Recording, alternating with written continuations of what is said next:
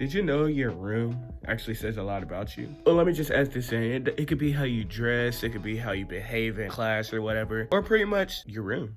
So let's say you have a messy room, you have messy clothes, and you also have a bad attitude. People could assume that you're just like not someone you want to be around with as a positive person. Or if you have a clean room, you dress relatively well, and your behavior is at least on point, like pretty good, it's acceptable, adequate, then you'll be looked at as someone who is at least pretty cool to be around. Like, you're not a bad person. You're not also a successful person. You're just a pretty good person. People like to be around you. But let's say your room is no mess, no at all. You have great clothes on every day, and your behavior is amazing. You'll start to notice that people look up to you. People actually respect you more. And people will look at you as a great person. Just because you think that you're actually doing good, your habits can show that you aren't.